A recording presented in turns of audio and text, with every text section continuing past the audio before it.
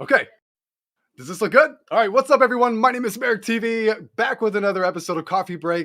This is something that we look forward to every week. It is our MMO podcast where we discuss all things related to the genre of video gaming that we all love so much. Cryptic Villain down below. As you guys know, I met him in an MMO. This is rhyming way more than it was supposed to. And my beautiful wife in the bottom right. It's not going to happen again. I'm not going to rhyme this. Keep it going. No, I'm not doing it. I'm not doing it. We also met in an MMO. So this genre means so much to us, and we've been playing these games for a very long time. I've been playing the genre of MMOs since EverQuest, in the dawn of MMOs back in like the year 2000, I think is when I started playing my first MMO. So we have basically got together and just started talking a lot about all the different things inherent to the genre, what one game does really well, what another game doesn't do as well, why this interesting pool of MMO players sort of goes and chooses one instead of another. Why you leave one because you didn't like it and then you gravitate towards another one that's done something better. So we started just sort of staying up late talking about these things all the time, and people said, you know what, this is actually pretty interesting, let's make a podcast out of it, and we've had a blast with it. So if you guys missed the intro, that's basically what we're going to be doing today. There's so many new things, exciting things in the realm of MMOs in the last few months, in the last year. We've seen World of Warcraft, the absolute champion, the indisputable heavyweight king of MMOs for the last 20 years, basically first take its first nosedive, right? Like everyone has been waiting for the WoW killer. Turns out WoW just is going to kill itself. So and we watched Final Fantasy, the game that actually maybe started off as one of the weakest and worst MMOs ever made, and they acknowledged that. They turned it around, and now it's quickly becoming the king. A lot of us met in Guild Wars 2. There's all of these things. With EOD finally coming out, right? There's a huge expansion coming around the corner for Guild Wars 2. I know a lot of us, that's our main game, so that's very exciting. New World came out. Amazon trying to dip its toe into the MMO genre more than once, right? They tried it with the Lord of the Rings MMO, which they then had to cancel. New World came out with this huge amount of hype, and then, you know, at least in the current state of things, we might watch this back a year from now and have a different opinion, but it didn't do so well. There's some interesting systems in that didn't really pan out. And now we're seeing Lost Ark breaking records on Steam, and a lot of us have jumped on that bandwagon, extremely excited about it. I know that a lot of us really love the game, but because it is an Asian MMO, it comes from a different marketplace than ours. It has some fundamentally different elements to its systems. And so we're all kind of confronted with this thing all over again. We're like, hey, we're going to go from one MMO to another. We're excited for this new one that just came out. Wow, I love the gameplay. Wow, the combat is awesome. The story is kind of immersive. But what the hell is with the naming? Like, what's with the guild stuff? Like, there's always going to be a different kind of system that is done sort of weirdly. So that's what we're going to be covering tonight. Exciting stuff. It is exciting stuff. So how many of you guys are into Lost Ark? Let's start with Lost Ark. Cryptic, are you still playing that? Are you enjoying the game? Yeah. I had to take a little break this past week, but I can't wait to get back into it. Long way to go. I'm only level 47, but I've liked it a lot so far. And I mean, I think out of our like little circle of, and I say little, it's actually a pretty big circle of Lost Ark players. It's pretty big. Yeah, it's pretty big. I think I went in the most pessimistic, and like my score has been increasing the more I play it. So you're enjoying it more and more as you go. Yes. Yep. 100%. All right. So So Junie, I'll ask you too. Have you been enjoying the game? I know that in general, since I've known Junie, I have played ARPGs or isometric ARPGs, sort of the top-down fixed perspective RPGs in terms of like Diablo 2, Diablo 3, Path of Exile, Grim Dawn. There's a lot of really good isometric ARPGs out there, and I've played a lot of them. I like the genre, but I have tried to get Junie into them for years, and she's never taken to a single one of them. Are you actually having a positive experience with this game? I am having a positive experience with Lost Ark, and I have played Diablo, right? I played Diablo 2 and 3, and then I played Path of Exile. And they were, relatively enjoyable. They didn't really have that sticking power, which is like for me at least, which is I think what Marek is really referencing there. And yeah, Lost Ark is very different, and I think it's because it brings in other elements that are not available in things like Diablo or Path of Exile. I mean, just right off the bat, You mean being able to be pretty right. and play Okay, Barbie so with your character? Because aesthetically, let's face it, something, and to be fair, something like Diablo might not be everybody's cup of tea. I admit it's a good game. The story was interesting. We got through the campaign.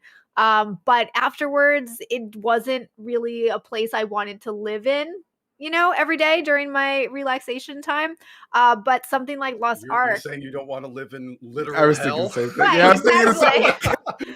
Right, yeah. But Lost Ark is very different. Lost Ark is a gorgeous looking game, and it's very pleasant. It's also interesting because I know a lot of games, and this is something I've noticed, and I think it's because they've been trying to get away from the cliche, but they always are looking to be innovative in their aesthetic choice. So they've left behind sort of more of the traditional medieval Europe aesthetic, but Lost Ark seems to have embraced it, which I think is actually Being really cool. specifically from not European country. Right, It's and interesting, right? it's Because it's a very also Asian it's game. also an Asian MMO, and it's still doing that. So, it's something that is really fun to see because it's kind of not been something that people look at, right away. And also, the interesting part is that, like, they also have elements like strongholds, for instance, which Player housing. player housing. I mean, what other does Diablo have player housing? Does, No. Path of Exile have player housing? No. No. So it's bringing something in that is not even in other MMOs to this extent, right? I mean, Guild Wars 2 doesn't really have player housing. I mean, you can go into an instance, but this is an entire mini game in and of itself. Okay, but and that makes total sense, right? The idea of having an advanced or really in-depth, complicated player housing system in an isometric ARPG already kind of weird, right? It's already a much bigger investment in the more role-playing side of an MMO, right? Which is what we're seeing. It's a very interesting marriage of an MMO and ARPG. I don't think I had any idea how that was going to work or if it was going to work at all, but they've definitely been Oh, bringing those systems in. and one other really important thing I think, which I didn't touch on yet, was that you can customize your character, right? In things like Diablo and Path of Exile, that's just one character. You can choose a character, sure, but you can't really customize it. It is what it is. And if you want to be playing something long term and really feel like you're part of that world, you need to have some sort of customization so you can connect to your character. At least for me, that's something that I look for. Listen, Lorenity is correct. Fashion wars is important, right? At every element. And what's so fascinating is that if you were to tell somebody like, hey, this is an MMO of basically Diablo, one of the top-down games, and the character at least face, right? That's just so interesting because you can't design the body. It's only from the neck up. So if someone were to say the level of complexity in the character creator is akin to BDO or Black Desert Online, someone would laugh at you. Why would you do that? It's a top-down RPG. Your character's this big on the screen. But this is they're bringing in different systems, including all of these RPG elements, all of these MMO elements, fashion elements, the ability to zoom in on your character, and even Final Fantasy level selfie taking mechanics, right? Like camera functions to allow you to take beautiful selfies of your character. So these things really are sort of shaping the landscape, I think, of how we're experiencing Well, the game. But let's especially but especially the Zoom. Oh, sorry, I didn't mean to interrupt. But I just because mhm. before you continued off of your Zoom, She's in the same room as me. I can throw things at her. just for the Zoom, because you mentioned the Zoom, and I think that's actually really important because top down games, they can be challenging for people to get into, right? But I think what this is showing is that you can have a top down game and it can be more accessible if you give that option to zoom in sometimes. Just having that so you can see your character and then zoom back out makes a huge difference. Well, It, I think we really all want to talk about Lost Ark a ton more, but we need to save some of this oh, for right. future. That's what I was trying to say. That's what I was trying to interject. Before we see the strongholds, before we Yes. see the selfie camera, before we see any of those elements, we actually already encounter several systems that are basically across multiple games that we Mhm. can all sort of relate to. So if you were to, let's say we've all said a lot of nice things about Lost Ark, but what was the first thing that frustrated you when you started the game? What's the first thing you came across? Just Well, let me hear it. before I know what you're getting at, before I rag on, before I start throwing shade at it, I just want to say, obviously we're going to talk more about Lost Ark in another podcast, but Lost Ark does do a lot of the big things really well, which I think is why it's so been successful up to this point, will continue to be. But as with most Korean MMOs, it's the little things that start to add up, and one of the biggest ones right off the bat. Your character name. You cannot pick any name. I got in right away. Had to shuffle through a few names off the bat. Managed to get one that I normally pick, despite everyone poking fun at my name. What do you mean, Janice? Oh my god! But I love you, Cryptic. I'm Janice. Wow. If this was not a family-friendly podcast.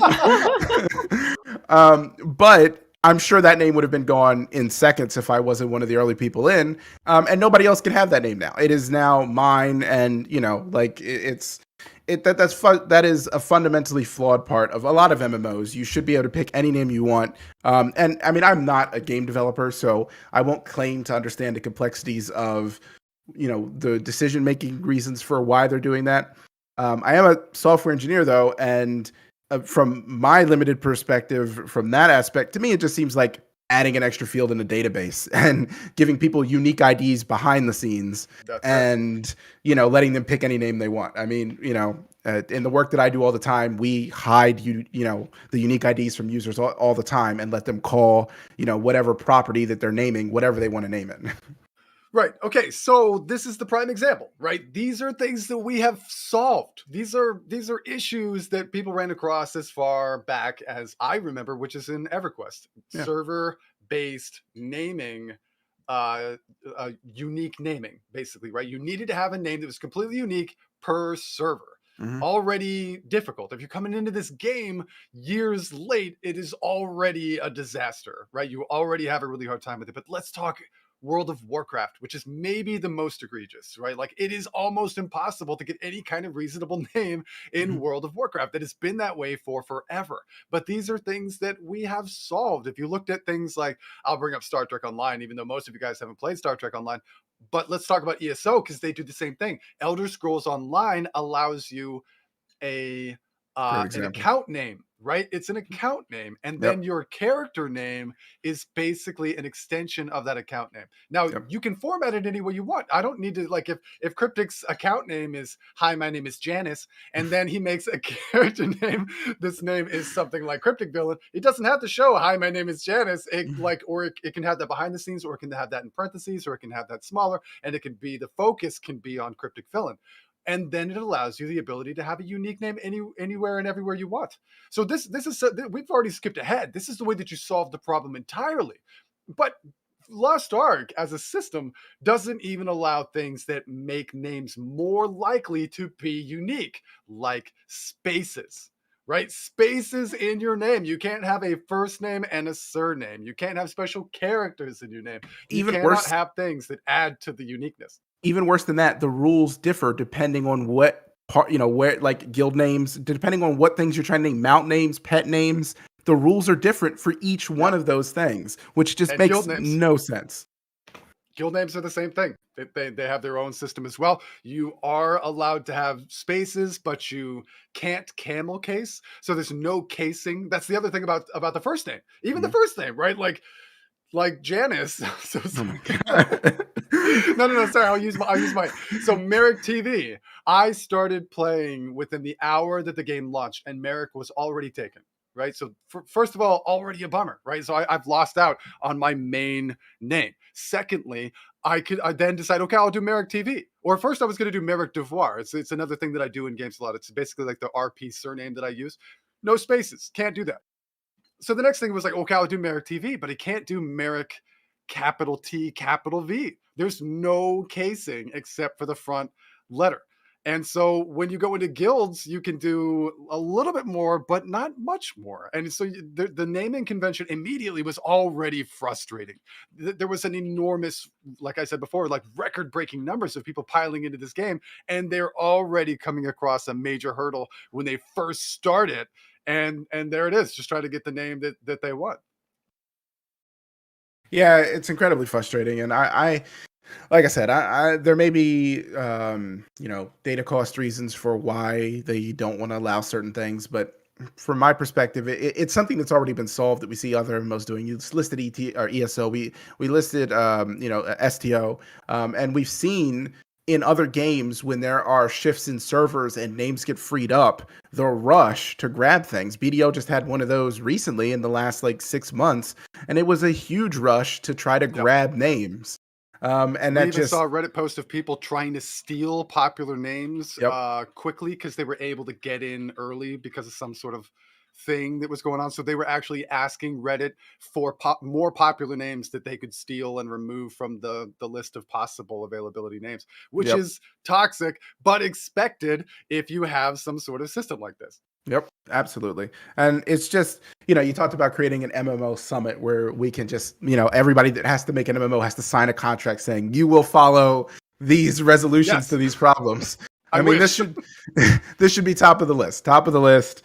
Everybody is allowed to make whatever name they want, and they get a unique ID behind the scenes. And if for whatever reason that causes problems with friending or whatever the case may be, inviting people to guilds, things like that, you don't have to hide that unique ID. You can show it, and and their account name could be, like you said, their account name could be their unique ID, and that could be some random string of characters because the person couldn't think of a better account name. It doesn't matter. That's just what they send you to say, hey, invite me to your guild, and then everywhere else they go, they're Merrick TV. So I wanna bring up what Buddy said. Buddy is absolutely right. In Guild Wars 2, you can actually have any account name you want because they attach an arbitrary, non-customizable 4-string number to your account name. That allows not only the ability to have like so much more freedom in name, but also freedom in account name. So that's a huge thing for me. Mhm. Like how much of a bummer is it for people who, like, I'm just gonna pick on people who have like streams, right? Like Loranity's in here, Sassy Cat, Junivision, Cryptic Villain, Merrick TV, people who have a name that transcends games, multiple games, right? And you have that taken from you right away because of the sort of like exclusivity brought on by laziness. Cryptic brought up the summit. This is a joke I've been making because I feel like MMOs.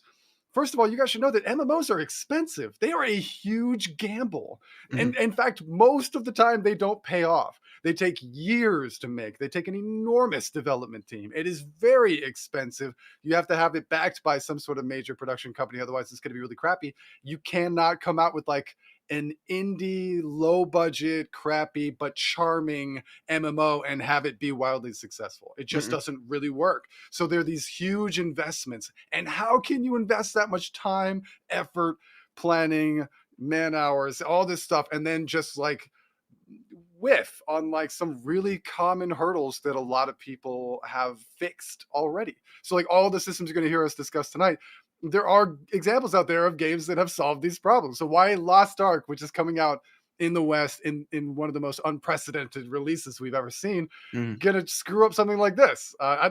Do Koreans not care about it? Are Russians not a big fan of names? I have no idea. But here in the West, I think a lot of people were very upset about that. Yeah, and it's more of the nail in the coffin with this kind of thing because some of the things that we'll talk about in this episode, especially and with Lost Ark, it's kind of something that's been carried over, and it's something that was kind of baked into design. Character names is not something that there's really any excuse for why, and there are other things we'll talk about that really it's not an excuse for why it's been carried over and why that kind of thing couldn't have changed. Um, when you're doing a whole new release, there's, you're getting new servers, you're going to spin up new databases for these servers. These are things that they could have tweaked, and they've tweaked things for the Western release. It doesn't make sense why it's like that in Korea and Russia, and it's twice as unforgivable in a Western release. So Right. in And so 2022. yes, exactly. Now, we've touched on a couple of things that we have deemed important to us. So right now we're talking about names and what does that mean really? It means your ability to express yourself or design and customize your character in an immersive role-playing game. This is a huge deal. Junie talked about the ability to like have the zoom in camera and the ability to change your character's appearance with great detail, right? She made a very pretty uh redheaded bard chick that she loves, right? Put great effort into that, and then wanted a name that reflected that. These are customization options. So speaking of that, once you get past the No. name, right, and you create your character, Uh-huh. and then you've decided on a name that's free, and then you go in to make your class. Anyone want to take a stab at the next thing that drove me crazy? Anyone? I bet Cryptic knows. I actually don't remember because I was thinking like they do even What? let you save, but they even let you Gender save. lock! Oh, that's true. Okay. Buddy, thank you. So sorry, was- I will scream again in a second. Go ahead, Junie. I was just gonna say though, what I was thinking is true. It is the gender locking that really annoyed you, but they let you save your character creation, which is really nice. Oh. Like that is a huge deal. Yeah. That's enormous. Actually, let's talk about that because we'll try to alternate. We'll have a good thing after a bad thing. The names are terrible, but how many games can you think of where the character creation process is a detailed one, and then the next time you go into the game, you're like, I don't like his nose. Or you know what? I don't like this class. I'm going to go make another class. And then you have to try to remake that whole character. And it's never going to be the same. You're like, oh man, like I guess I'll just continue. But I got my nose better last time. You know what I mean? Like it is such a huge pain in the butt. And the games that are more detailed, right? Let's talk BDO and Lost Ark. These are both sort of Korean or Eastern MMOs. But even in things like Elder Scrolls, Elder Scrolls Online has a lot of great things about it. We were just saying how great it was that ESO has that naming system. But OMG, there's a lot of customization in terms of your character. And not only do you have to go through all that and cannot save a template for loading later, but if you sit too long in the character creator or can't think of a name in a short enough time span, it will arbitrarily disconnect you from the game and you will lose your entire customization. How many hours have we wasted, Juniper, in Elder Scrolls Online making characters? Oh my Drives me gosh. crazy. Elder Scrolls Online is the perfect example. It's such the perfect example because it's such a detailed character creator and it will disconnect you so easily. And you can't save. You can't You save. can't save. That's what I loved when I started playing Final Fantasy, and I love it in Lost Ark, and Trek Online. Star Trek Online, and even Star Trek Online does it excellently because they They're don't the even best. charge you They to don't. change what your character looks like. But You want to play Barbie in an MMO? Star Trek Star Online Trek may be like the Online. last thing you would ever think of, but it has the best version of this ever. Star Trek Online does it perfectly once your character's created. If your character is if you're That's creating a new character and you're in the character creation process, it doesn't, because you can't do anything there. You can't say, "Oh, I'll come back to it later." Like you can't. There I didn't see anywhere to save when I was creating. You can't. That's the thing. You can't save while you're creating, but and you can tell people to go in first. That's true. And if they've made if you saved the template, Oh, you can't load it. Yeah, you can't load it into Character Creator, which Yeah. is a problem because they changed some of the available settings for some of the characters. So, like, I have a Blue Orion, which isn't a thing. And by the way, you guys, You have a Blue Orion? yes, I know it's not a thing. It's not. All the Trekkies in here boo this man. Do you have a green Andorian? What do I do with this guy? You can't. They won't let you make a Blue Orion anymore. But I have a Blue Orion. I can save the template, but I can't reload it in Character Creation. And so that means it is impossible for me to make another. Did Blue you do Orion. that bug? No. To change the custom. There was a bug a long time ago. Maybe Joule or Azure. Actually, no, sorry, Azure just started this game. There was a way to sort of bug it a while ago. Anyway, maybe, that is a really frustrating thing. There is a way around it in STO. If you tell people like, hey, just don't fuss with your character, just get right in game, and then you can go to the tailor and then change it freely and save and load and all that stuff. So you can actually solve that. But it isn't forthcoming, right? And you're right. Mm-hmm. These are again, we're talking about things that are simple fixes that could solve the whole problem. They could just add the ability to save or load from the character creation screen. Done. right? Yeah. All of a sudden becomes perfect. And BDO has a similar problem where you can save templates in the character creation screen, but by default, it saves it as unmodifiable. So you save your template, you're playing the game, and then you want to go edit it. And when you go to edit and change your character, it won't let you, and you have to start from scratch. Why is that the default? That does not make sense. It should let you modify it whenever you want. And if you, for some reason, want to make it unmodifiable, that's an option you have to check on yourself. It's these mind-boggling decisions, but thankfully, it seems like Lost Ark is doing it very well, and a game that surprised me how well it was doing it, Final Fantasy does it really well as well, right? Absolutely. And you can save those customizations. I think actually even now they have it where you can upload to the cloud. So for Did a you just while, compliment Final Fantasy while I was Yes, looking away? yes, I What? did. I thought Guys, that go too. check to see if hell is frozen over. I didn't expect this. But And it's they really nice, right? Like I've Yeah. saved those files just on my computer, you can and now share they have those.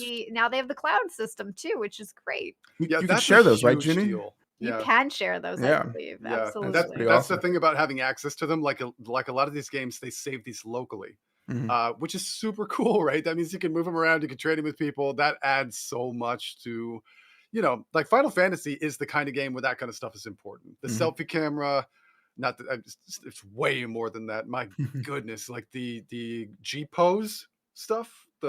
You can I don't know if you guys have done this in Final Fantasy or if you played Final Fantasy 14, Mhm. but you have the ability to enter this group camera mode where you can not only affect what you're doing, how you look, the camera angles, the background blur. You can cause animations for not just you, but your whole party that are in Mhm. the group pose. You basically get to play position and photographer with your whole raid squad after you defeat a boss. Like it is incredible. It's And the not anything you sky's would the expect. limit, right? Like because it's so complicated, and some people they download these mod packs that let you do special lighting, and you can create some unbelievably beautiful images from that.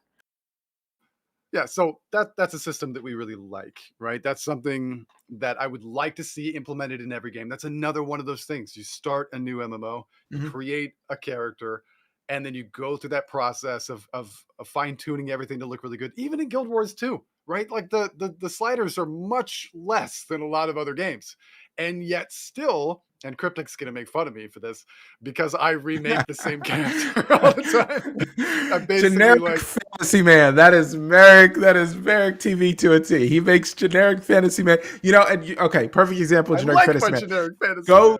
go start up Elder Scrolls 5 Skyrim, and the first character you see by default, that's Merrick TV. That is a lie. That's not true.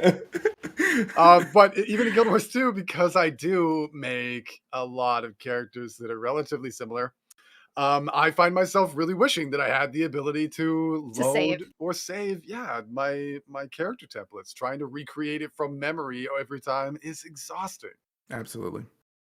Yeah, I Okay. mean, talking about these things though, real quick before we move on to the next one, I would actually kind of like to make a list of these like topics that we're hitting here, and then put next to them like one or two examples of what we think the gold standard is, and then like I don't No, know, I like that. we could like publish this somewhere and be like, please, every MMO from now, we should just send it to Ashes of Creation. Do Oh, please, this. yes, dude.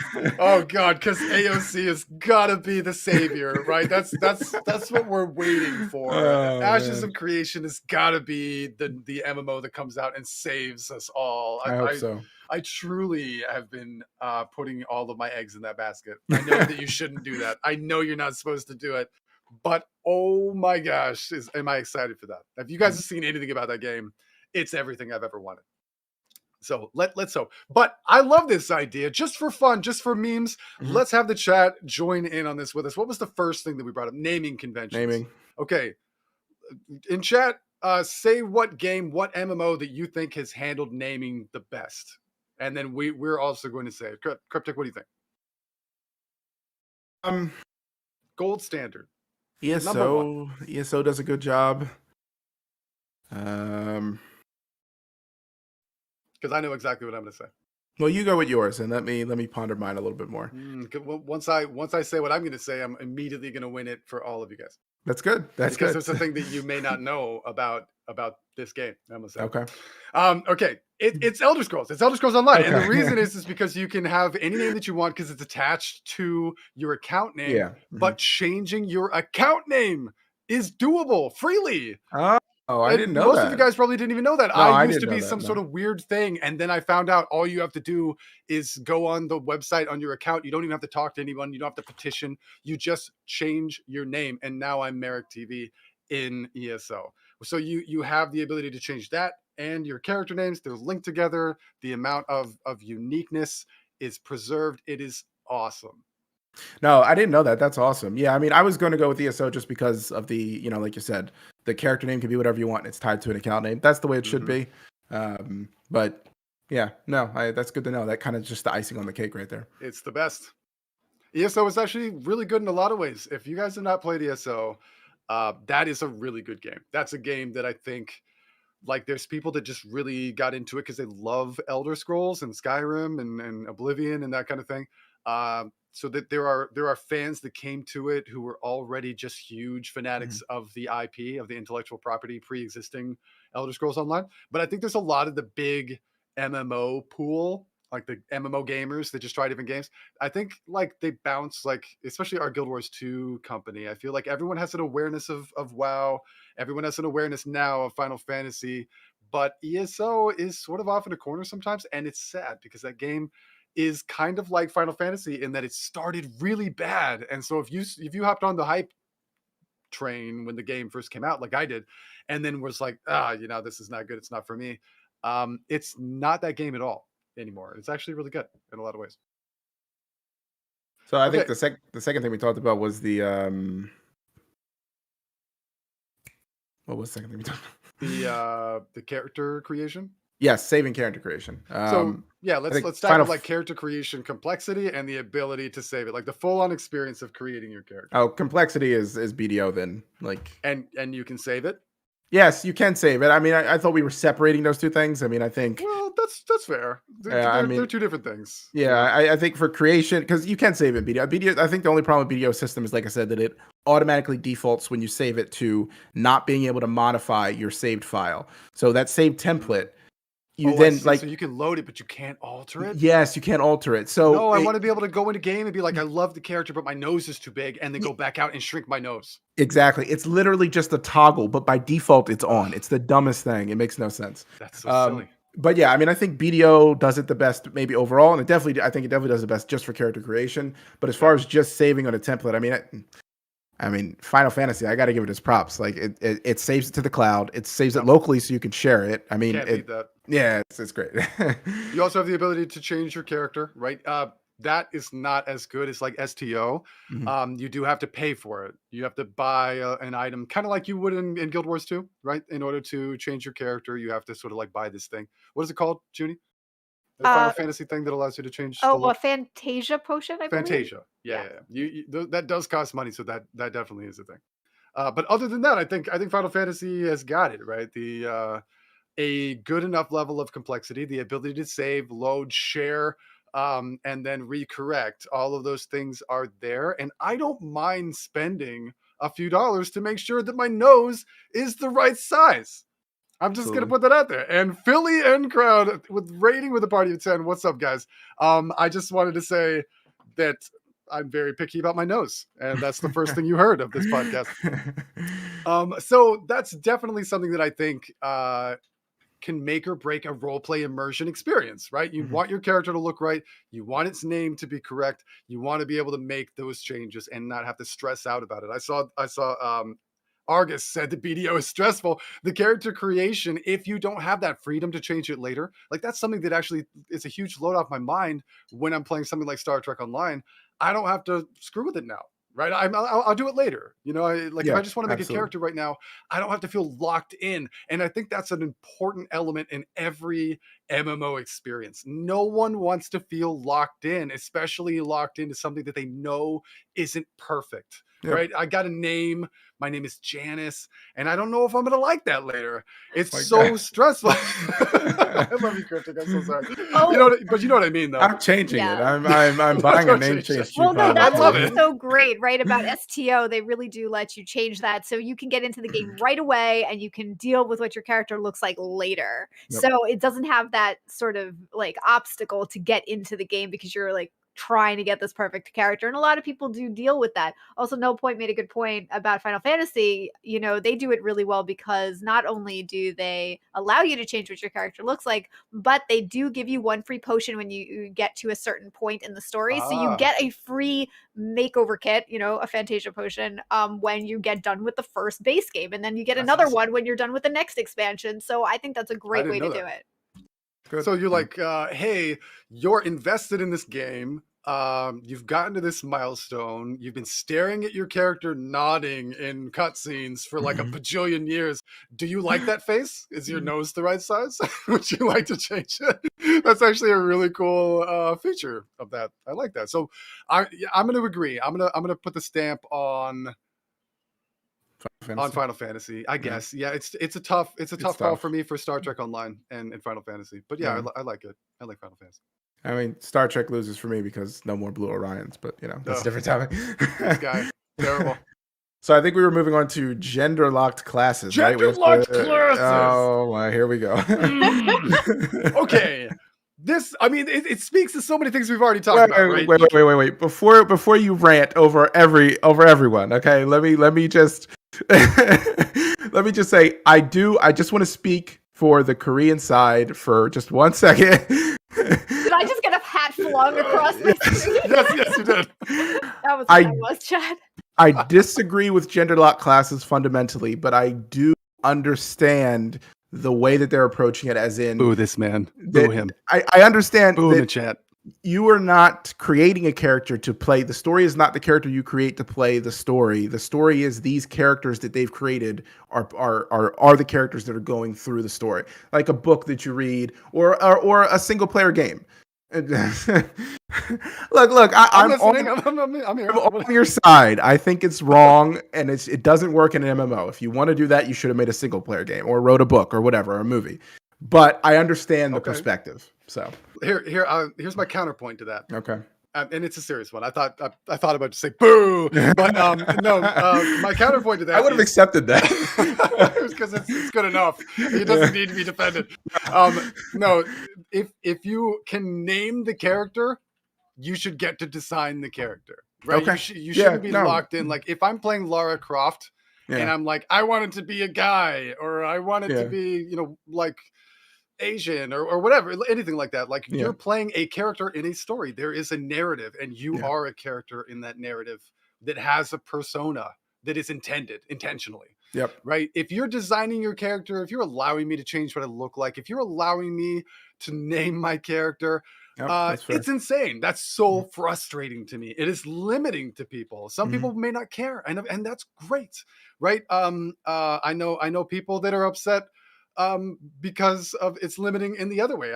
I know female gamers that are very upset because they like to play male characters and they can't play the characters that they want that are male. It doesn't. It's not specific in one way or the other, but any kind of limitation, right? We're already speaking to this. It's if you limit me on my name selection, if you limit me into my ability to customize my character in the way that I want, if you're having me try to get invested in the immersion of an online, massively multiplayer, never-ending narrative, story-based RPG, and I get to spend an hour playing Barbie dress up with my character, but I don't get to choose something so basic, you're really limiting people. And I think that that's one of the most egregious mistakes that you can make.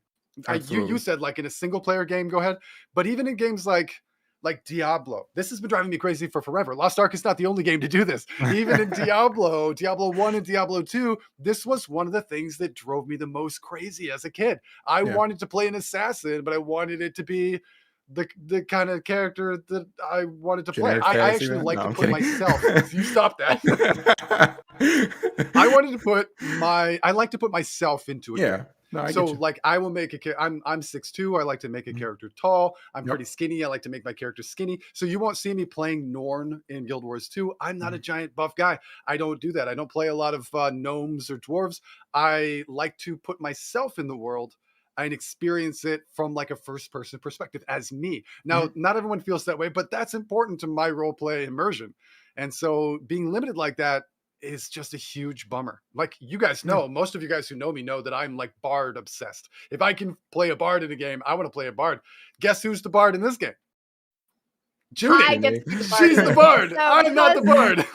because I know this about Marek. When I found out that this game had a bard and that it was gender locked as a female character, I was like, well, this is my opportunity. I'm going to be a bard this time, and I was going Jumped for on it. it, man. Yeah.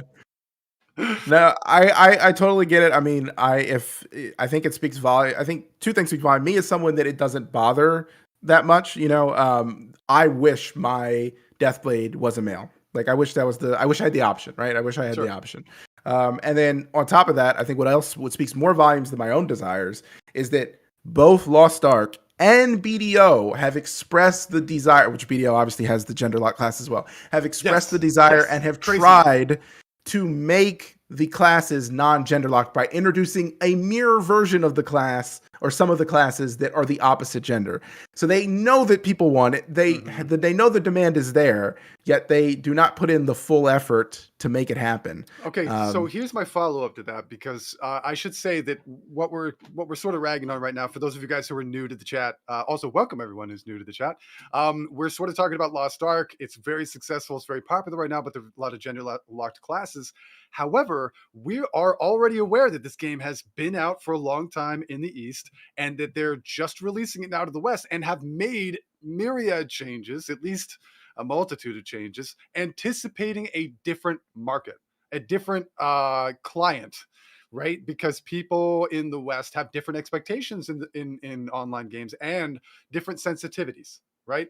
They knew that some of the gotcha mechanics or some of the sort of cash grabby stuff or pay to win stuff, these are horribly offensive terms in the US, right? You say pay to win and people will flee that game immediately. Even just accusing of a game of that is terrible. And if you think it's bad in the US, it's twice as bad in the EU. Well, so yeah, exactly. But my take on this is that now they're talking about coming out with these mirror classes, right? I think it's become more a priority. I don't know if they did it before the game released to the West, but do you think this is like a regional thing? Do you think we care more about these things than they do in Korea or in Russia, like the two major arenas that the game has been out before that? Do you think this counts in the same field as those changes that they made? Do you think that they didn't anticipate our desperate desire to make unique characters exactly the way that I want to? Jules says,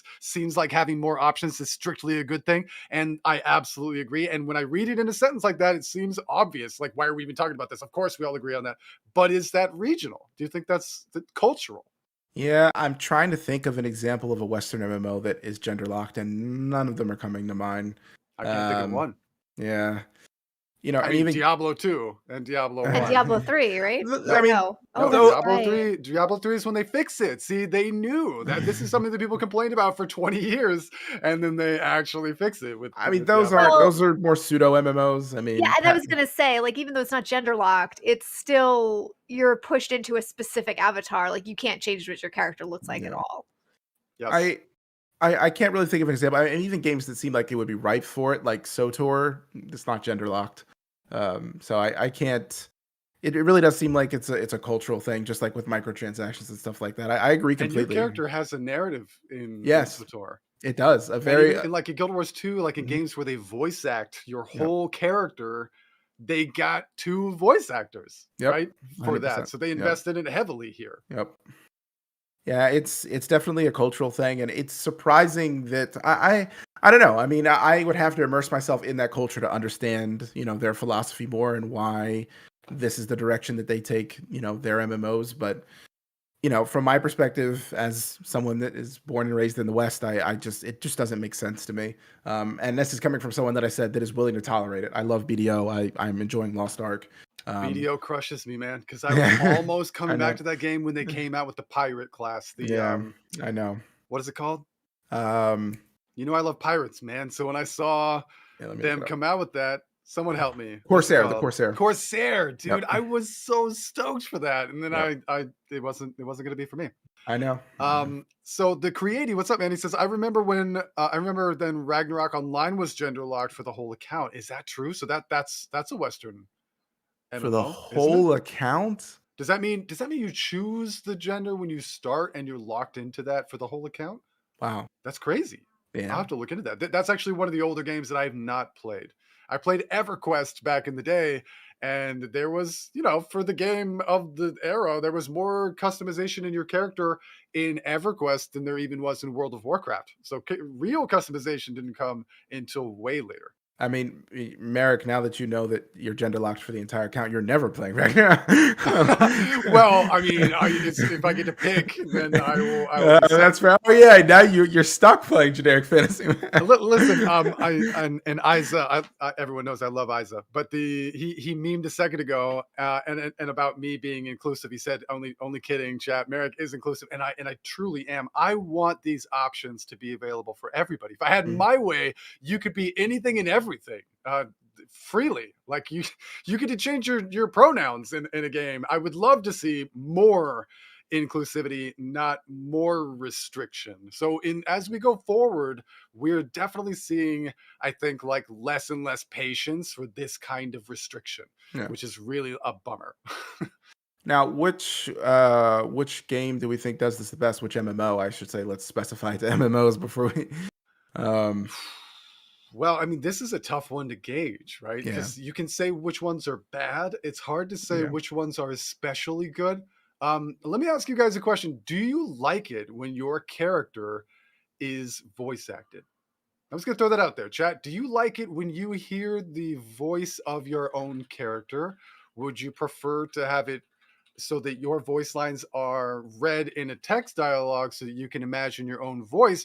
Or do you even prefer it in Final Fantasy where your character basically says nothing and just nods his way to victory through the entirety of the game? Because this is also like an experience of your character. It's how much limited you can be, right? Like I like that I get to choose male or female for any class in Guild Wars 2, for example. And as much as I love what's his name, the guy that voices freaking everything in every video game ever, the male human in Guild Wars 2. Someone help me out. He's in every video game known to man. I like his voice, but like after a while, I'm like, you know who you're talking about. Yeah, he's the male human in Guild Wars 2, right? Yes. Yeah. And in a billion other things. Nolan North. No point. Thank you, dude. Yes. Nolan North voices freaking everything. Go look at his IMDb. It'll blow your mind. But after a while, I'm like, you know what? That's not me. That's not how I would convey my character. And because Cryptic says I've made generic fantasy, man, 100 times in a row, I'm like, in my own head, I role play them differently. Like I'm not a role player. I don't go around typing these and thous. But in my head, I like to experience video game immersion. And for me to do that, I create different characters with different personas. That's one of the things I love about Guild Wars 2. The option to, even though it does nothing almost, right? Like, I'm like, he grew up in the streets and he's from the circus, or I was a highborn. I've been with nobles my whole life. Just having that written in that one character panel adds so much to my immersion. And then when I hear my highborn fancy pants guardian or Mesmer speaking exactly the same as my, sewer rat Aladdin-esque thief that grew up on the streets, that takes away. It takes away from it. It actually doesn't add to it. No, I agree 100%. I mean, I for me, I can live with any version of my character as far as speaking, not speaking, just speaking the first line. Like I can live with any of those. We should say that's what they do in Lost Ark, right? They I don't think your first line. Your character never says anything, but no, the other NPCs, which I'll get onto in a second. But I mean, I can live with pretty much any version of that. I think I prefer the one where my character doesn't speak, but I am given dialogue choices, right? Like, even if it's just an illusion of choice, being able to make some choices throughout makes it feel like it's more my character and not just the story that's kind of happening along as I'm going along. Like I don't just happen to exist in the world. Yep. Absolutely, yeah. Mhm. I mean, I definitely agree with that, Cryptic. I remember, and my first experience of that was when I played Dragon Age Origins, Oh yeah, and good example. it does not have your character speaking, and I felt very immersive in that game. I felt like the character was me, and I would hear myself in my head as I read that stuff to myself. And then when the second game came out, all of a sudden it was a character voice, and it really threw me out of the world. It's definitely something that it's cool to be voiced. I mean, I understand why people like it, but it really does kind of hurt the immersion for me. I wouldn't say it kills the immersion, but it definitely detracts. Like, it's no longer me, it's I'm controlling another person. And I think from a budgetary perspective, those two things actually fight each other anyway, right? When you're voice acting, you have to pay. The more options you give a character, the more voice acting you have to pay, right? Oh yeah. So Yes. taking that away and giving a character more options in dialogue would be, in my opinion, the far better option. I'd rather not hear any voices at all from my player and have more and more options, like Junie was saying. And, One thing and Argus was saying, because Argus said, I want every bit of dialogue to be voiced in a game except for my characters. Yes, And that's exactly what I want. That was exactly what I was about to say. The thing I think that there, and I won't touch too much on this because one, spoilers, but two, because of we're going to do a whole other podcast Lost Ark. But I think that there's a really good story behind Lost Ark. I cannot get into it because one line is voice acted and then nothing else. Yep. And it just pulls me out of it more than having to read all of it, honestly. I think that is the worst of the three options. And I would rather have voices. Trust me, it isn't. If you played enough Final Fantasy 14, I promise you would not be saying what you're saying right now. Okay. I would rather just a little bit. Just give me one word. Honestly, I was gonna say I was gonna say, like, I get where you're coming from, Cryptic, but yeah. I do enjoy a little bit of the voice acting in the beginning, and then I can kind of take it from there. No, I get that. I guess my thought of it is that the first line is always so detached from the rest of what they're saying. Like, it's just a throwaway line most of the time. Like, hey, welcome back, or you did well, or something like that. And then it's like, then they start talking about your quest, and it's although, you know what I've been doing, and I just noticed this yesterday or the day before in Lost Ark, where they'll start talking, and I will go to the next section and just keep reading ahead while they're still speaking. Oh yeah, it doesn't cut it off. You can actually move on. It doesn't turn it off, which is nice. So I'm hearing their voice, kind of, but like I'm reading far ahead. That's a good point. Yeah, it kind of helps you capture their voice in your head while you're reading. So, yeah, no, that's true. I get that. I think that's a good point. I agree with Argus though. It should be 100% voice acted. It's 2022, guys. Like, bro. Okay, so let's talk about that. what game do you give the best credit for dealing with that? Voice acting? Yeah, that's it. Guild Wars 2. Okay, Guild Wars 2. Chat. What do you think that what MMO has done representing your character the best? No, that's a different one. Representing your character or the voice acting? No, let's do voice acting. I would like to vote for. Yeah, I would like to vote for ESO or Star Trek Online. That's what I was going to say. ESO and Star Trek Online. They both have fantastic voice acting. So, yes. I mean, how can you not, right? With Star Trek Online, you're actually getting the people from the shows voice acting their characters. So. They literally got every actor that's still alive to come and do their characters. That's true. But there is a ton of stuff that isn't voice acted still. There's a lot of reading in Star Trek Online. There is. Elder Scrolls Online is exactly what we just said. Your character is voice acted 0. You have dialogue options throughout, and every word of every NPC, be it ambient chatter as you walk through a city, or every single quest you ever accept and cutscene, everything is voice acted. And it's voice acted well. It's voice acted with the same voice actors from Skyrim. You'll recognize the voices. It's actually really great. I'm a big fan. In fact, they even have big names. You guys know, absolutely, yeah. I always draw a blank. I got him right here. Yeah, there's some famous names in ESO. This dude. Anybody play ESO? It's the guy with the little pot on his head. I've got his He spawns in my house, and he does like Yeah, a little dude. thing. Yes. Oh, I'm almost at that point where he spawns in my house. Hold on. I'm gonna kick myself in the butt, man. What is his name? He's from Monty Python. Right. Ah. Yeah. It's the It's Cadwell is the name it's of the Cadwell. character. Oh my gosh, I'm gonna Oh hate my myself. God, Someone in what's his chat is gonna name? say it, and Someone has to Yeah. I'm know gonna this. kick myself. But like Alfred Molina is Abner Tharn in that. Dumbledore. Dumbledore is the Prophet. They've got a lot of really big, awesome voice actors in that game. It's really, really good. I think one thing I'd like to say is that I think as Guild Wars 2 has moved along, we've kind of forgotten that the original voice acting cast was all big name stars as well and was really high quality. I Which think game? yeah, like Zosha and Ritlock and all of them are voice Oh, acted by you mean big Guild name Wars 2? Yeah, characters. yeah, Yeah, yeah. So I think John that Cleese. Oh, That was John it. There you Cleese. go. The legendary John Cleese. I think that there was a structure there for Guild Wars 2 as far as the voice acting, and it's kind of tapered off, and whereas ESO is just improved and improved. Another one, SOTOR, by the way, it does the exact same thing you're talking. It's not That's true. every line in like the towns and stuff like that is voice acted like in ESO. ESO has that advantage. But every real dialogue story, man. yeah, every like, story tons is of it. voice and your character doesn't. Your character has tons of dialogue options, but never speaks. I So- want to also shout out Art and Isa in chat who said Guild Wars 1, which I would not have thought. I totally forgot, but it's true. You don't speak, but everybody else does, right? Mhm. Isn't that whole thing voice acted? For the time, wasn't that insane? When did Guild Wars 1 even come out? It's like a billion years ago. I mean, I remember it. I do because You were born a billion years ago. I hate you so much right now. I may deserve that.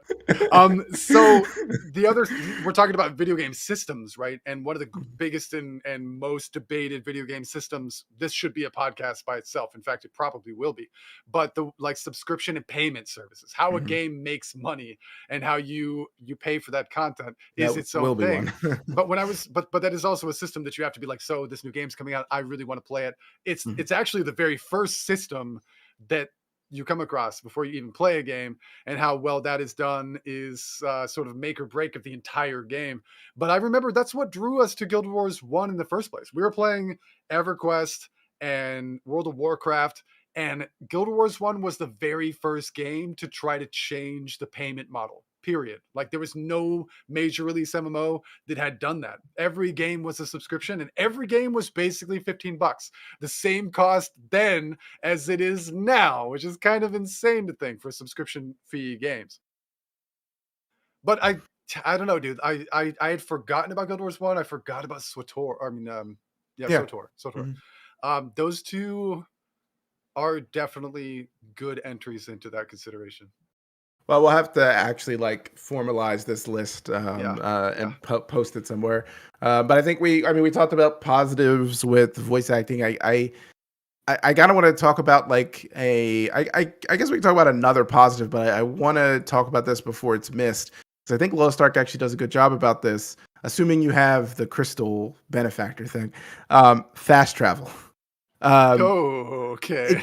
I think it does a good job with fast travel. I think it is. This is where I'm going to lose everyone. Oh, it's true. No. Oh, no. I'm very torn with fast travel. Yeah, Cryptic is probably on one camp. I'm on the other camp, and Junie actually can see both sides. I think it's a good balance. Like, I don't like too much fast travel in an MMO, and I don't like too little.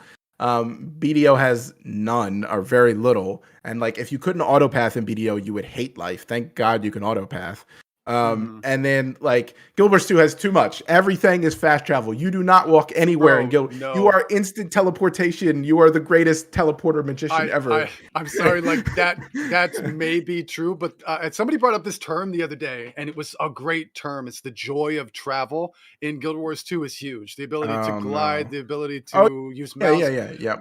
If you're gonna pick on a game for fast travel, it has got to be Final Fantasy 14. Okay. You walk 5 feet and you talk to an NPC, and he says, I want you to travel across the world to talk to this person. And all you do is immediately teleport there. You walk 5 feet and talk to someone and say, okay, I'd like you to pray return to the waking sands. And you have to go all the way back, but it's just a click. You have no experience of the world at all. You don't know how big it is. You don't have any respect for the distance of travel. You are teleport, teleport, teleport, teleport, teleport, teleport, and it takes away a Well, lot. in Lost Ark, it's interesting. There are the teleports, but based on how the quests progress, and I've noticed this, you have to travel to the next one, and then they don't flip flop you back and forth all too much. It's not aggravating true. when you do use a teleport. You're kind of dropped off at a location, but you've already experienced that traveling. In Final Fantasy, many times you're going back and forth, and you're having to kind of like walk from the teleport to the quest giver. It's really obnoxious. No, and that's Yeah, what I'm saying. that's true. Lost Ark, I feel like, is a really good balance. I mean, you're talking about Guild Wars 2 with the gliding. Guild Wars 2 has the most amazing movement Joy of in travel. almost it. Yeah, but So that's what I'm good. saying. I think the teleportation, that's what makes this teleportation the worst, is that it has the best joy of travel, and yet, when was the last time, Merrick, you went around and ran around in a world with a mount or glided from somewhere instead of just teleporting or using your fast pass to go from? That is not from this- fair because I haven't left the aerodrome in like a year. But normally, Yeah. okay, so there's so much fun in the optimization of travel. Like you can get into a zone, a certain travel, I guess, but then the zones are really big. The obstacles of that zone are significant, and so the transition from mount to mount to mount, you know what I mean, and then the mount to mount to gliding, and to do all that, even if it isn't as much as I want it to be. And you're right? There's a lot of teleporting.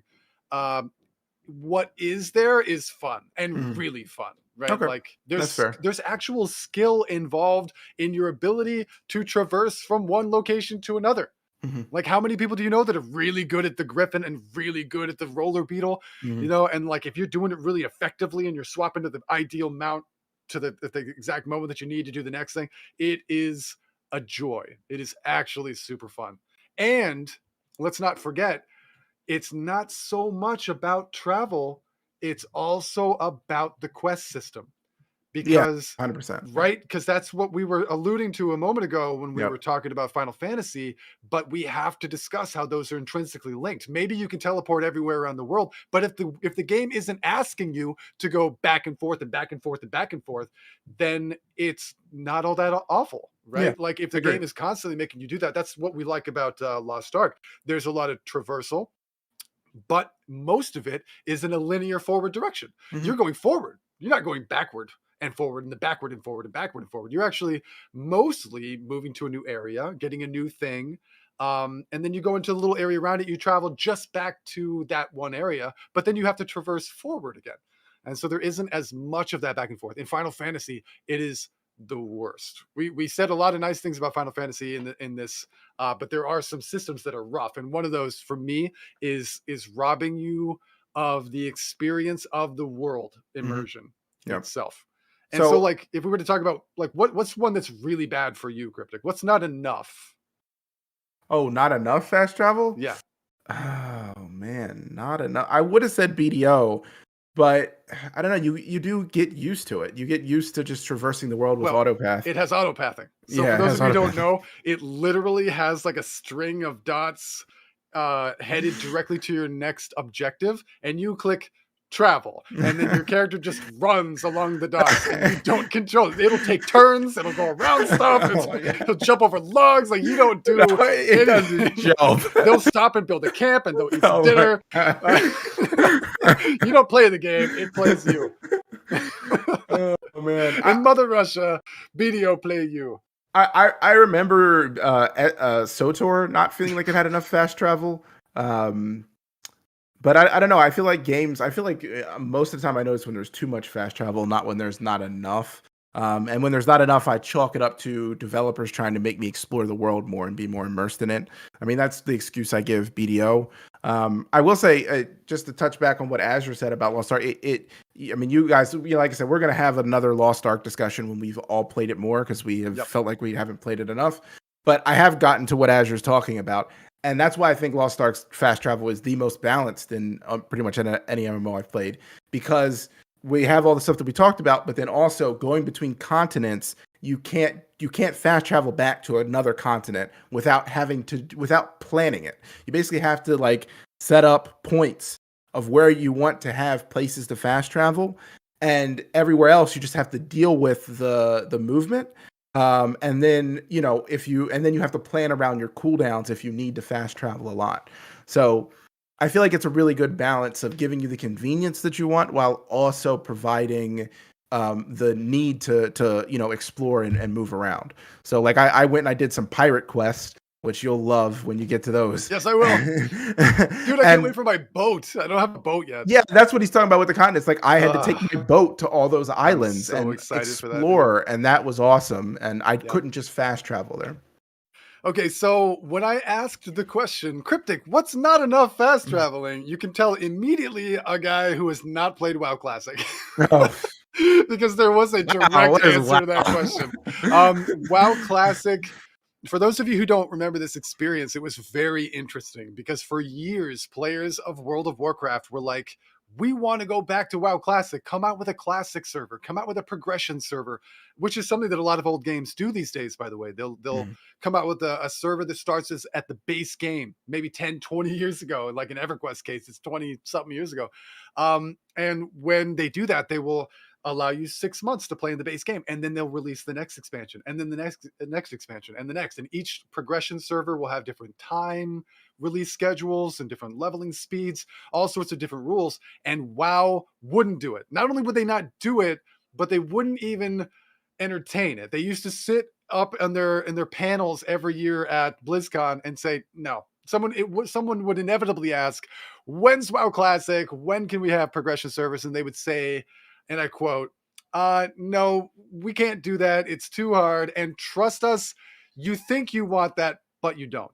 And that was like a huge thing. People were like, they're being really like, they're talking down to the player base. And of course they were dead wrong, right? Dead wrong. Everyone was really excited. WoW Classic was a huge release. But one of the craziest things about going back to original WoW was, what did I call it in Guild Wars 2? The joy of travel. The agony of travel. Let's say traveling from one location to another in World of Warcraft Classic or EverQuest, and I'm going to talk about EverQuest 2 in a second, Isa, was a real experience. It was hard. It was arduous. It was dangerous, especially in WoW Classic for us because I was playing on a PvP server. But like, you really respected the travel. You would plan for a trip and stock up supplies, or you would be very careful on the road. You would try to stick to the roads so that you wouldn't get monsters because it was very dangerous. But if you were on a PvP server, people would find you there and it would be really dangerous because the roads were more populated. Your actual class skills, not just combat oriented, but like the way in which you experience the world were changed by what class you were. So maybe one class had a better ability to travel. Maybe they could stealth. Maybe they had the ability to run faster, turn into a cheetah, or walk on water, could walk across lakes where normal people would take forever to do that. So they'd have to go around the lake. So modern gamers, I think today, would hate the experience of travel without any kind of fast travel. But for me, I found that it increased my level of immersion and respect for the world and the size of the world in which I was playing in so profoundly. And I miss it. I really do. This is why I told you I'm going to lose most people. Most people are going to hate this because they're just so bored.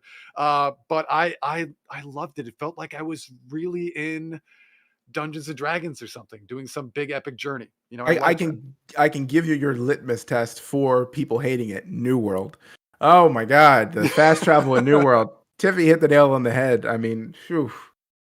I want to do a whole podcast just ranting about New World, not just the fast travel, but so many things in general. But I mean, I do feel New World sounds very similar to, obviously I didn't play WoW Classic, but my experience in New World sounds very similar to WoW Classic as far as the fast travel goes. And it is kind of the agony of travel, especially when PvP was a bit more prevalent. I mean, that kind of went away, but yeah, I mean, you there's a lot of traversing in New World from point A to point B, turning in quests, doing this. And I'm somebody that loves to optimize things.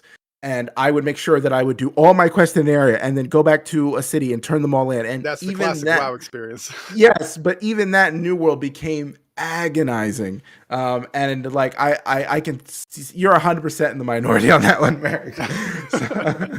See, I don't know. I can appreciate both sides. I do love the convenience, and especially for modern games, I would say they're just not built to not have fast travel. Um, but EverQuest, I went back and I played EverQuest, and Yeah, she that did. is P99. P99 a few years back, and I have to say that was an experience, and it was a very unique experience. No one who has not played games like pre 10, 15 years ago would have ever experienced anything like that. You didn't have fast travel, but honestly, you really didn't need it because that is part of the game. The game consists of so much, I think, and this is really what did it for me. So much potential. Like, you had to read everything, you had to respond to these characters by typing, and Oh, I liked that. Yeah. right, I really liked that, and there was you're not handheld at all, so everything that you experience in the No. world is just you discovering things and really searching for Easter eggs, like, that's, I guess, a way to explain it. It's like everything is an Easter egg because it's not obvious Well, at all. the world felt bigger, more dangerous, more expansive, more magical, more mysterious, right? Like all these things were definitely true. Yeah, mysterious, yeah. So I think when you take that away, like that is I think my problem with Final Fantasy is that I like the story, I like the characters, I love the raid mechanics, I like Mm. combat, and combat I used to pick on, but I actually really enjoy it now. But some of the real issue that I have getting into that game is feeling like uh connected to the world that I'm in. And it has a lot to do with that teleportation thing. Like you're teleporting back and forth, but there's also, if you look at the shape of the map, this is where Guild Wars 2 deserves awards, way more recognition than it gets. Because when they decided to come out with mounts like they did, traversal of terrain going from one zone to the next, or even just across the zone, is an experience. And there's almost nowhere you can't get to, right? Like the zones are huge, and not just huge on like the XY axis, but the Z axis, like the verticality, which I've spoken about before in Guild Wars 2, is unmatched. I mean, anything, go to a Heart of Thorns zone and tell me how the heck they even made those zones. It blows my mind. So, like, that experience is so positive. Whereas if you go to Final Fantasy, not only are you teleporting around everywhere, but you're also surrounded by invisible walls constantly. You are not allowed to fall off a cliff. If the zone has like a little road that you have to traverse, the map is going to reflect that because you can't go around that road. And so you're really restricted. It feels less like an MMO, less like an immersive world, and more like levels in a video game. I'm on level 5. Now I'm on level 6. You know what I mean? Like it doesn't have the world experience that I want. This is a bit of a tangent, but this is why the movement in WildStar is what killed WildStar for me. Oh, Um, Wildstar, yeah. the when you first load in, there were, at least the city that I spawned in, there were arrows pointing that looked like they were telling me where I needed to go, and really what they were was signs like you were in a city, like street signs, like go this way, go, but they weren't taking me to my quest. And then on top of that, um, I was trying to see, like what would do a lot of damage to my character. I couldn't find anything. So I went to the tallest tree I could find. It was like this world tree area, and it was like this big quest. We went all the way to the top, but I jumped off all the way to the bottom, and it didn't kill me. Didn't kill you. No. Now, do you want it to kill you? Yes. I So jumped off the tallest tree around. It yes, was massive. that's another thing, right? Every game treats falling damage differently, and I think a lot of people, I think there might be like a huge contingent of people that just never want to die. But for me, like, I want to respect that. Not only do I want to Yeah. respect falling off a cliff, because that's a big thing, but when Yeah. we're talking about world immersion, like you should feel like there are dangers, and the dangers aren't necessarily just the big bosses at the end of dungeons. You should be killed by stupid decisions. And Mhm. not only should you be killed by stupid decisions, like I like the idea of chopping down a tree, not getting out of the way, and being crushed by the tree and killed. I think these things should exist in games. This actually Mhm. makes it more immersive, but it also allows room for the way in which, and I've talked about this ad nauseum, and I'm sorry if you guys have heard my speech before, but I think modern MMOs are sort of being dumbed down to having all skills, and the way in which you experience the game being different from one class to another, only being experiencing that difference in combat. And I think that's bad. I think, like, if I am a druid, I'll speak about WoW and about how, some things that are really cool about WoW. If I'm on top of a cliff and I make a mistake and I fall off that cliff as a I don't know, as a warrior, I'm screwed. I'm just gonna die. I'm a big orc in heavy plate armor. I fall to the ground. I splat. I'm dead, and I deserve to die. I fell off a cliff, or an enemy fears me, and I like run off the cliff. Like that should be allowed to happen. But if I'm a druid, maybe the druid doesn't have some of the strengths that the warrior has, but if the druid falls off a cliff, they can go, oh crap, and turn into a bird and fly away. Or maybe the rogue, because they're very nimble, has the ability to reduce falling damage. Maybe not Mhm. negate it entirely because they're flying away, but they take less damage. These are ways in which you get to experience the game differently from class to class in a role playing sense, like you would in Dungeons and Dragons. And I know I say this all the time, but I think the iconic experience in an MMO, the thing that we're all trying to reach, is a video game experience of a perfect Dungeons and Dragons campaign. And in D&D, if you fall off a cliff, your DM is going to kill you. Or they should. Depends on which version. I think some versions of D&D falling damage is capped, actually. Oh, come on. It crap. depends on the version you're playing. I mean, I don't know. If I was DMing a campaign and you jumped off a cliff, I would kill you. So Good. You should die. You should die if you fall off a cliff. You should die. I mean, we don't even need to get into the physics of it, but I mean, anyone who's wondering, just go watch the Critical Role session where Marisha jumps off the cliff. I won't go into it for spoilers if you haven't seen it, even though it's season 1. But watch that and, read all the comments about just basic physics, and you'll understand why someone should die. Somebody had asked how we felt about. I'm looking for the comment. I'm sorry, I would totally shout out your name if I Not getting knocked off mounts. Yes, Yeah, a few people were getting talking knocked off about mounts that. Yeah. with damage. Yeah. That is an interesting thing and something that every game handles differently. How do you feel about that? I don't like it. I don't like getting knocked off mounts. I mean, it's like, honestly, I think Guild Wars does it pretty well. You take a certain amount of damage, your mount not dies, but your mount has a health bar. Yes, exactly. That's the actual element that is very unique, right? What other game has a mount with a health bar? And I like that, and I think that provides the balance that you're looking for. From you're invincible on a mountain, you can blitz across a map, to there's really no point in you being on a mount because the moment a mob just looks at you, you get knocked off of it. Those are the two extremes that we see in a lot of MMOs, and I don't like either one of those. I think Guild Wars has found the very nice middle ground. Tiffy saying BDO.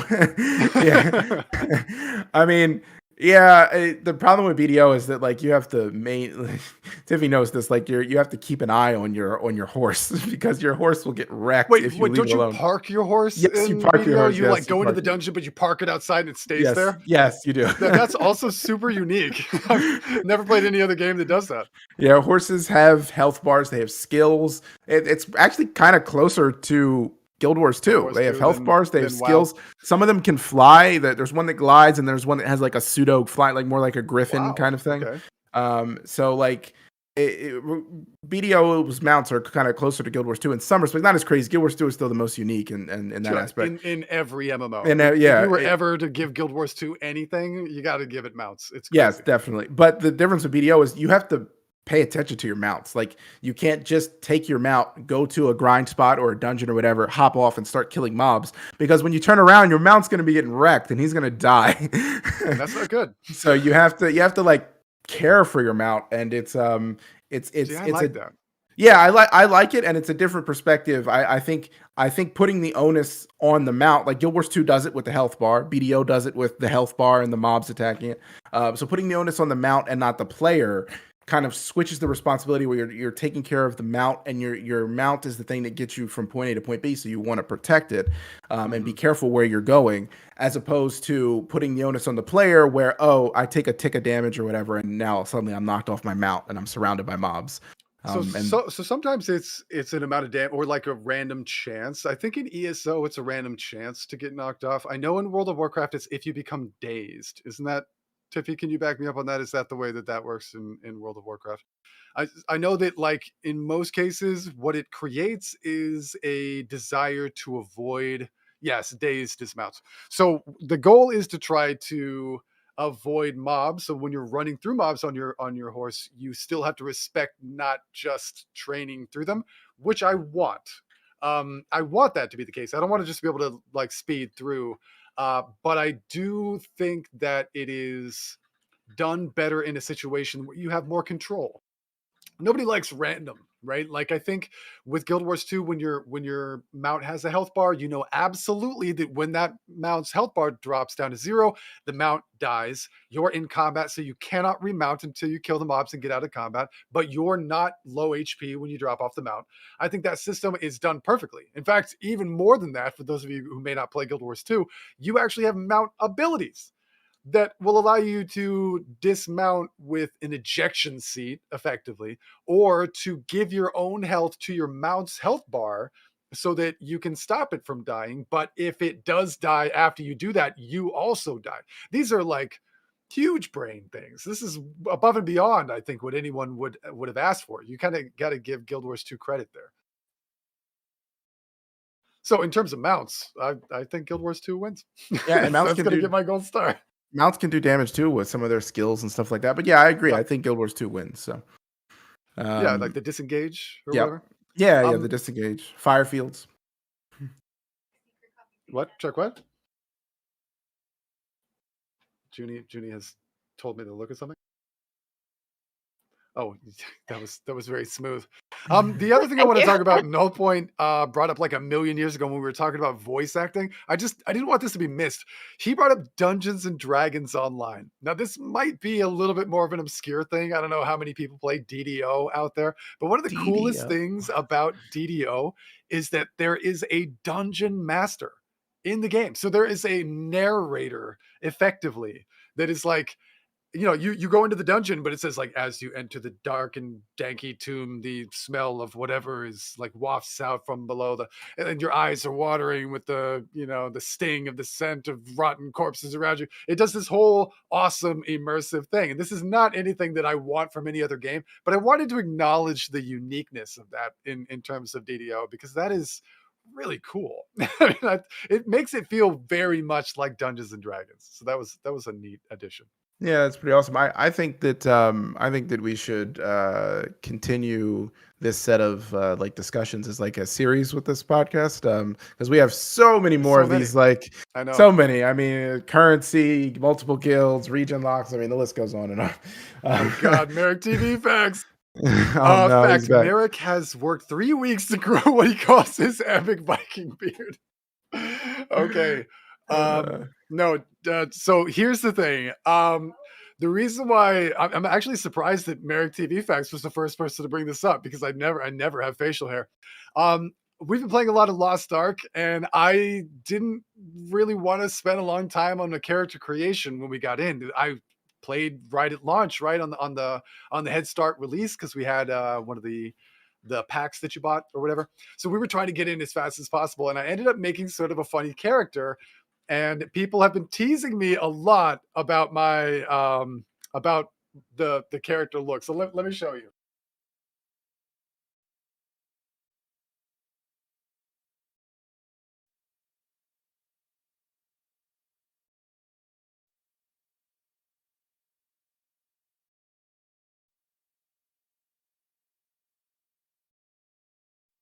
I had to find it. There it is. So that's my beautiful character. And everyone has been giving me a really hard time about it. I streamed the Lost Ark when it first came out, and I was rocking this sweet, sweet handlebar mustache. And everyone's been making fun of me. And I said, you know what, guys? Screw you. I'm going to grow this mustache in real life, and you guys are going to love it. And Junie hates this idea, and everyone has been making fun of me for it. So that's what this is. It's on the way. I hate it already. Because I'm not used to this. You see me kind of going like this a lot because it feels really weird. But there's now a poll up. Should Merrick grow my Lost Ark character's mustache, or can I shave it? I totally put that poll up just now. You did? Okay, so you vote, Judy. Everyone, please vote. You will decide the fate of my facial hair, and I appreciate it. Oh wow, it's like unanimous yes so far. Wait, no. What is it really? It's 8 people says yes. You got look. if this passes, I'm actually going to do this, and I'm going to do a Lost Ark stream with the mustache. I'm going to have Junie put on ruby red lipstick and kiss me on the cheek right before the stream.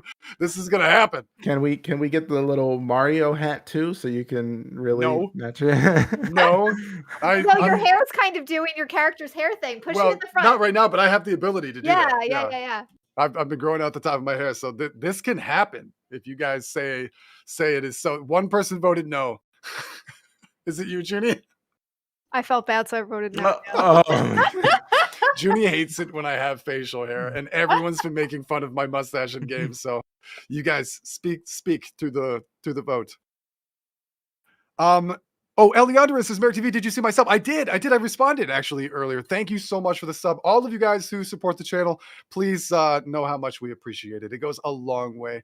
Cryptic, Junie, and I have been loving doing this coffee break thing. And in case you guys are tuning in for the first time, thank you guys for coming in from the various raids that we've gotten this evening.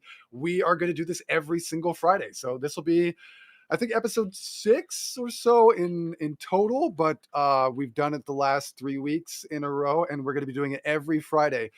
If you guys enjoy these discussions or have any ideas about what you would like to be discussed, we actually have a dedicated coffee break channel in our Discord for you guys to sort of discuss what the topic is going to be, roll around your ideas. We'll shout out what you say in the podcast. So if you guys are interested, go to that link right there. No, that's the YouTube link. Go to discord.gg/MerrickTV and come and join our community. We'd love to have you. I tried that, Junie, and because we changed the bot, it is not working. But we do have the vanity URL, so you can join us. There you go. That's called the Junie bot. Do we still have the coffee break thread, or has that been? We do have the. We don't for the thread, but we're going to be making a temporary channel every week. So what we're going to do is we're going to post the topic ahead of time on Monday, and then for the rest of the week there'll be a separate channel for you guys to sort of discuss things and us to discuss it with you, and then we'll have a more informed discussion about it on Friday. Also, yes, our special guest next week will be Merrick TV Facts, assuming Merrick TV Facts has a face cam. We still don't know who it is. Right. Yeah, you have to have a face cam. To be on coffee break, you have to have a face cam. So that's the rule. That's the rule. Okay, should Merrick grow Lost Ark character's mustache? It is 9 yes and 1 no. Yeah, if anyone wants to get in there, now's the time. It's going to be up soon. Oh god, it's 10 yes. It's 10 yes now. Another 5 minutes. And it's Virus told me that there are these things that you have to buy that like curl the hairs, and I've never grown facial hair in my life, so this is going to be very, very bizarre. Oh, also to go back to coffee break, if you want to see some of our older episodes, they all are on YouTube. So fun times. Like Cryptic said, we sort of battered around a lot of different things as far as systems go from one MMO to another, but there are never-ending supplies of these things. So I guess we could probably wrap it up here. We usually try to keep it at about an hour and a half, a nice bite-sized thing. Make sure if you missed any of it, you can go to the YouTube, like Junie said. And I hope you guys will join us for tomorrow's party games. Actually, we do party games in the Discord with our community every single Saturday, where we do games like Among Us or Golf with Your Friends or Crab Game we did or Fall Guys. And then we also do things that are free out of the browser like Gartic Phone or Jackbox, and everyone is welcome. So we would love to have you guys join us for that. It is a ton of fun. Grab a beer, relax, play some silly games. Yeah, hopefully we can put together like a magnum opus here of things that must be done in an MMO and then ship it off to. We got to make the summit, man. That's what's going to happen. We'll cover all the bases. Okay, guys, I guess we'll probably call it here. Thank you, everyone, for coming. Thank you for tuning in. Thank you for the big raids. Really appreciate that. And of course, thank you for the subs and the support. It means more to Junie and I than you could possibly know. Tax season is coming, so we're all a little nervous about that. We're going to probably wrap it up here. Send you over to, let's go say what's up to Subject Pang, dude. I have not raided that guy in a while. He's great. A Guild Wars 2 player and raider, trainer, hard stuck extraordinaire. So if you guys don't already know Pang, hopefully you guys will follow and subscribe to that dude. And have a good night. Thanks for coming. The mustache has won, by the way. It's 12-1. Nice. Okay, guys, look for that. The next time you see me, I'm going to shave off the goatee here, and it's going to be just the mustache, and we'll see where it goes. All right. Love you guys. Thanks for tuning in. Have a great weekend, and we'll see you next time. Bye.